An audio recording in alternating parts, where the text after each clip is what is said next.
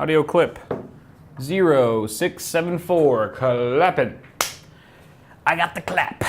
Whoa, don't tell my wife, okay. What's going on, guys? So this is just gonna be sort of a casual video. I'm gonna talk to you about a new little monitor that I got. It's a new portable monitor from UPerfect, some Chinese brand. I actually bought this for an upcoming project that I've got in the works, but I wasn't initially gonna do a standalone video on this display until I realized just how nifty it is. There's a lot of little interesting features and quirks about it that I think you guys might enjoy, and it's so versatile that I wanted to put it on your guys' radar just in case you have a need for it. This is the UPerfect 13.3-inch portable monitor.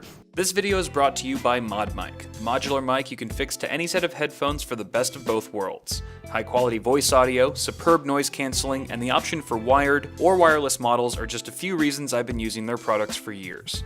ModMic is a great no-compromise solution for gamers who care about sound. Click on the link below to learn more. I saw at least a couple other monitors on Amazon, that's where I got it, that looked exactly like this, same housing and everything, but under a completely different brand, which means they probably got it from the same OEM. That being said, the brand could still make potential changes to the end product, so for all intents and purposes, I would consider this more or less a unique product. And just for reference, I have my MSI GS65 Stealth 15.6-inch laptop just beside it, so you can kind of see it full scale. Let's just dive into some specs here. This is a 13.3-inch display, 1920 by 1080 is the native resolution. It has a color gamut of 72% NTSC and a response time of 2 milliseconds. Don't believe that. We'll talk about response time later, but that's a bogus claim. This is an IPS display, leading us to believe that colors are good, viewing angle is good, response time is garbage. A spec that's not listed here is 60 Hertz. We have a refresh rate of 60 Hertz. Now in the box I found a USB Type A to Type C cable. There was a full-size HDMI cable in there, a user's manual, a chintzy stand, like super cheap, I mean super basic, gets the job done, but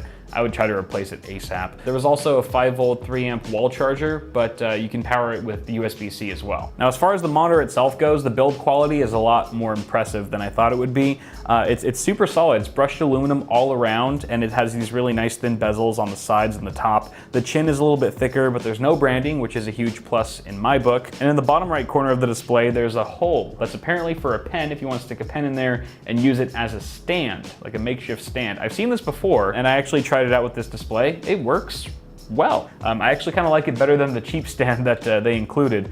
I really love that the screen is matte. It wasn't listed anywhere on the product page. I was looking for it. At least for me, I prefer a matte screen. Less glare, less reflections. It's actually kind of the same sort of matte treatment that you'd find on the GS65 Stealth. Very similar in that sense where you're not looking at yourself when you're in the middle of a game. So that was nice to see. Behind the display, there's a quartet of threaded screws that are presumably for some sort of weird base amount that I'm not familiar with. If you guys know, just comment down below. But yeah, it's sort of in a weird trapezoidal configuration as opposed to the traditional square. So I'm not exactly sure what kind of mount it supports, but they're there. Don't mind that magnetic plate in the middle. I actually added that after the fact. It's not stock. I put it on there for the upcoming project that I mentioned earlier. On the left side, you get a micro USB port, and I saw them use that on the product page. If you wanted to hook up like a wired keyboard and mouse, you could do so straight through your monitor using like a micro USB to USB Type A adapter, like an on-the-go adapter. So that's actually kind of cool. Just below that are 5 OSD buttons that are really tiny,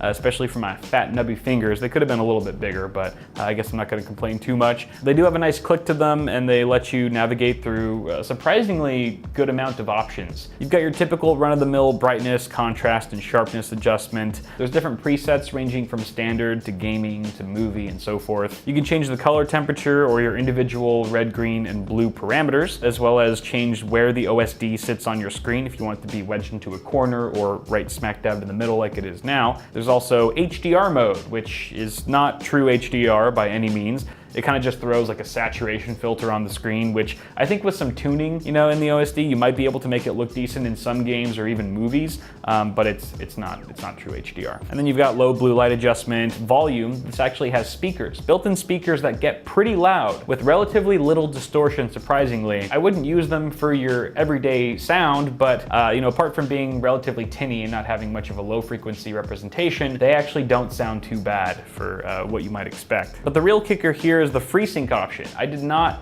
know that this thing supported FreeSync. There was no listing of it, no mention of it on the product page, so I was really surprised to find it. So I found out that the range is actually 40 to 60 FPS, which is not great.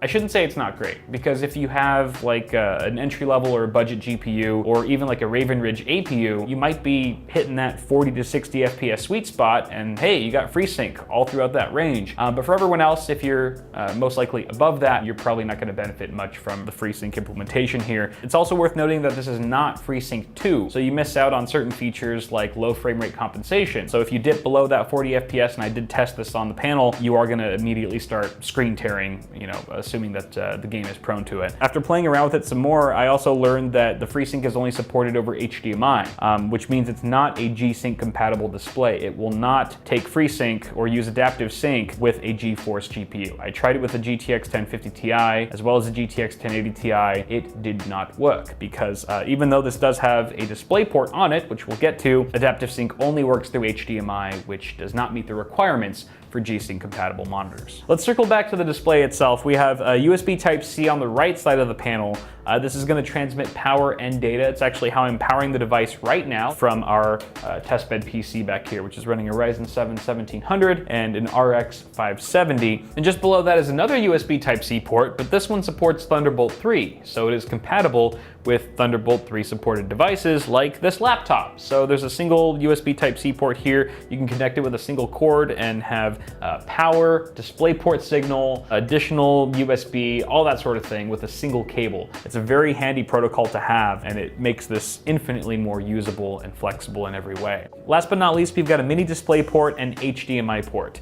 I really love the fact that you get your pick of the litter between the two, and the fact that the HDMI is full size, because mini HDMI ports are crap. It's very flimsy and fragile, it breaks easily. So the fact that we get full size here on such a thin display that's probably only about 9-10 millimeters thick is very, very nice to have. I mean, altogether, this is the top selling point for this product, is its I/O. It makes this product so flexible for, you know, pulling it just off the shelf whenever you need it for whatever device you're connecting it to. As far as the actual performance of this thing goes, I mean, it looks fantastic. The brightness and contrast and sharpness of the display is great. I wouldn't say it's 100% of what our GS65 Stealth is here, but it's pretty damn close. And using it as a companion monitor with this laptop is beautiful. It's kind of jarring when you have a companion display that's significantly lower quality than the primary display. This is a really nice premium, you know, their previous flagship laptop being paired with this $170 Chinese brand display. It keeps its own, it holds its own. And I was actually really impressed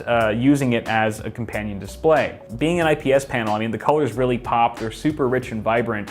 Again, not 100% up to par with a premium gaming laptop LCD, but definitely not too far behind. The question that was probably on all your guys' mind when I started this video was, can it game? Yes, it can. All those characteristics I just mentioned, brightness, contrast, sharpness, color, they all benefit a gaming experience as well, and this is a pretty decent gaming panel. The only thing holding it back, really, apart from lackluster FreeSync support, which again, wasn't really to be expected in the first place, is ghosting, because the response time is definitely not 2 milliseconds as advertised. But this is really only an issue for fast-paced games, like first-person shooters that have a lot of movement, and even still, I was enjoying myself playing Doom and several matches of CSGO where I kind of forgot about the ghosting, and it really just boils down to the individual. Some people are more sensitive than others, so you're gonna have to decide for yourself how important that is. But altogether, I mean, I think it's a well-rounded gaming monitor if you're looking for something that's more portable and on the go that isn't necessarily a full-fledged gaming laptop. The only other thing I would dock it for in the gaming department is the fact that you encounter screen tearing quite a bit of the time. Unless you have that sweet spot AMD GPU that hovers in the 40 to 60 FPS range in the majority of titles, you're gonna see some screen tearing. May I say though, that having screen tearing on a 13-inch monitor is a little bit more tolerable because you just can't see it as much. So overall, I really like this monitor. It's kind of won me over. The aesthetic is top-notch, the build quality quality is solid. I love the connectivity options. The downsides include the chintzy stand. It sucks, it's really crappy. The response time leaves something to be desired. Maybe they can improve upon that on a 2.0 model if they really want to target this towards gamers. And then finally, the weak FreeSync range just left me thirsty for more. So altogether though, fantastic display. I'll put a link in the description if you guys want to check it out. Thank you so much for watching this video. Toss a like on it if you enjoyed. Like the video. And also, if you like this shirt, I'm gonna whore myself out right now. Screw with Confidence. Buy the Screw with Confidence shirt. I'll put a link in the description as well, or you can just go to bitwit.tech. Comes in 2 different colors, so check them out. All proceeds go to me. As always, thank you guys for watching. Have a good one, and I'll see y'all in the next video.